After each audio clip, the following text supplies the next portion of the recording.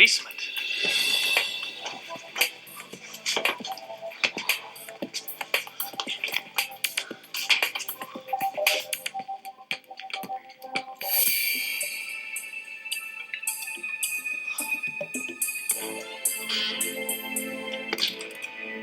Tell me what just happened. Well, it appears that the vertical and horizontal orientation of the school must have shifted.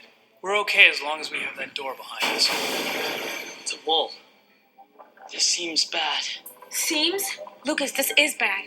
Remember my hyperdimensional trash compactor analogy? Another wall. I missed the part where you told me how we escape. Hypothetically, there is no escape.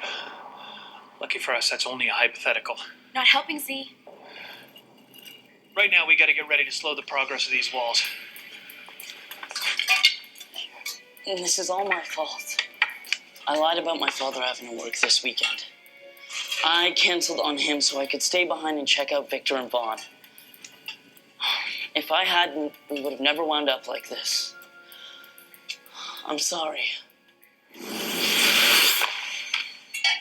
Where'd Z go?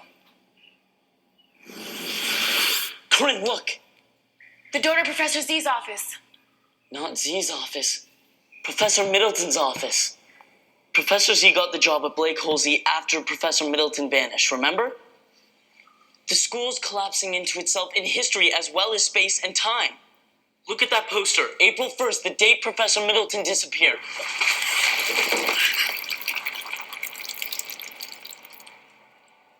Middleton may be our only hope. I've got to get in there somehow.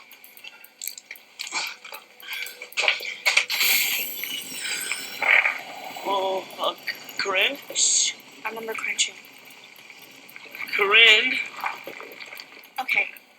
Based on Professor Z's tracking of which rooms in the school connect to which other rooms in the school, once Blake Holsey started folding in on itself, I calculate that there's an 80% chance that that air vent will connect to Professor Middleton's office the next time the Tesseract folds on itself.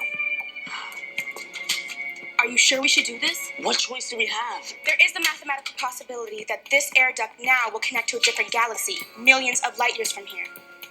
Then you should stay behind. I got us into this.